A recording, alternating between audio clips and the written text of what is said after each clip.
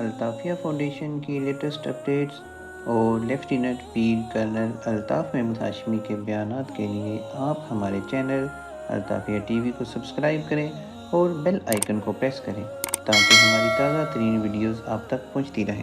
سنیے، سید عائشہ صدیقہ یہ جو حدیث مبارک میں سنانے لگا ہوں یہ مسلم میں، بخاری میں، ابو داؤد، نسائی، ابن ماجہ، ترمذی کے علاوہ سیاستہ کی 5 کتابوں میں یہ حدیث مبارک موجود ہے کہ حضرت ام المومنین سید عائشہ صدیقہ رضی اللہ تعالی عنہ بیان کرتی ہیں، رسول اللہ صلی اللہ علیہ وسلم کے سامنے ایک بندہ آیا اور اس نے عرض کیا، یا رسول اللہ صلی اللہ تعالی علیہ وسلم، میری والدہ کا اچانک انتقال ہو گیا اور میرا خیال یہ ہے کہ اگر انہیں تھوڑا سا وقت ملتا تو وہ مجھے وصیت کرتی کہ کچھ میرے نام پہ میری طرف سے صدقہ کرو، میری طرف سے صدقہ کرو۔ تو میں نے یہ پوچھنا ہے کہ اگر میں اب اپنی والدہ کی طرف سے صدقہ کروں تو کیا اسے اس کا اجر ملے گا؟ تو رسول اللہ صلی اللہ علیہ وسلم نے فرمایا، ہاں تمہیں اس کا اجر ملے گا، اسے تمہارے کیے ہوئے صدقے کا اجر ملے گا۔ اب یہ 5 کتابیں سیاستہ کی، ان میں یہ حدیث مبارک موجود ہے۔ اس کا مطلب ہے کہ فوت ہو جانے والے کے لیے اگر آپ صدقہ کرتے ہیں تو وہ صدقہ اس کو پہنچتا ہے اور اس کو اس کا فائدہ ہوتا ہے۔ میرے پیارے دوستو، خاص طور پہ اولاد کے لیے مسلم، ترمذی، ابو داؤد کی حدیث مبارک ہے، رسول اللہ صلی اللہ علیہ وسلم نے فرمایا، اذا مات الانسان انقطع عنہ عمله الا من ثلاثہ، جب کوئی بندہ مر جاتا ہے تو اس کا نامہ اعمال بند ہو جاتا ہے، نہ اس میں کوئی نیکی لکھی جاتی ہے، نہ اس میں کوئی برائی لکھی جاتی ہے، وہ بند ہو جاتا ہے۔ لیکن 3 نیکیوں کے لیے اس کا نامہ اعمال قبر میں بھی قیامت تک کھلا رہے گا۔ وہ 3 عمل کون سے ہیں؟ الا من صدقۃ جاریہ، اگر کسی نے کوئی صدقہ جاریہ کیا تو اس صدقہ جاریہ کا ثواب اسے ملتا رہے گا۔ وہ صدقہ جاریہ کیا ہے؟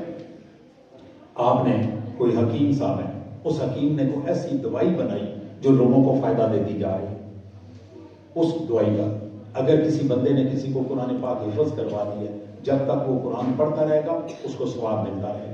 اس سے آگے اگر اس نے کسی کو بتایا اور اس نے حفظ کرا دیا، وہ جہاں تک قیامت تک وہ اس کے شاگرد قرآن پڑھتے رہیں گے، قبر میں اس کو ثواب ملتا جائے گا۔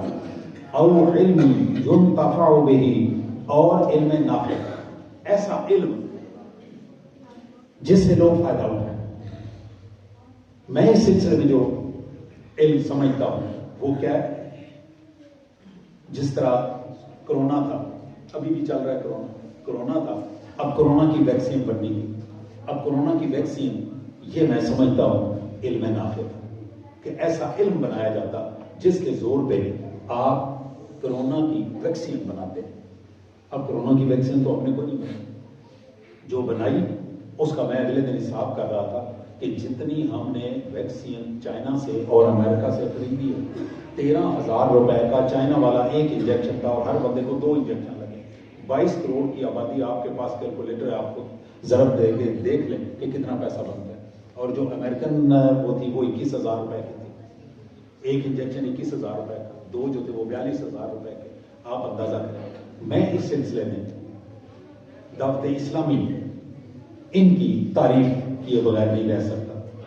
انہوں نے ایک کام کیا کہ انہوں نے اپنا میڈیکل کالج منظور کروایا۔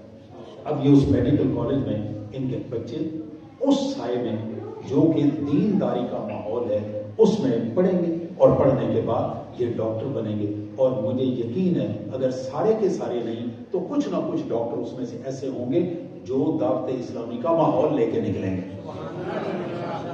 یہ کام ہماری خانقاہوں کو کرنا چاہیے تھا، یہ کام ہماری خانقاہوں کو کرنا چاہیے تھا۔ میں ان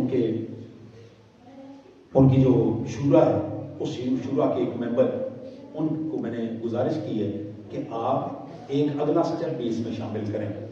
وہ یہ شامل کریں کہ گورنمنٹ سے ایک، یہ فارماسیوٹیکل کمپنیاں ہوتی ہیں جو دوائیاں بنانے کا کام کرتی ہیں، تو میں نے ان سے گزارش کی کہ آپ اپنی ایک فارماسیوٹیکل لیب بنائیں اور اس میں جو نئی آنے والی بیماریاں ہیں ان کی ویکسین اور دوائیاں۔ انہوں نے مجھے بتایا کہ ایک دفعہ ہمارا میڈیکل کالج چل جائے، میڈیکل کالج سے یہ لڑکے جب 5-6 سال تک نکلیں گے انشاءاللہ تعالی عزیز، ہم اس وقت ان کے ساتھ پیرلل فارماسیوٹیکل کمپنی بنا کے، لیبارٹری بنا کے ہم اپنی یہ جو کل کو کسی بندے کو اس دوائی سے منافع ہوتا ہے، اس کو شفا ملتی ہے، قیامت تک یہ جن لوگوں نے وہ دوائی بنائی ہوگی قبر میں ان کو اس کا ثواب ملتا ہے۔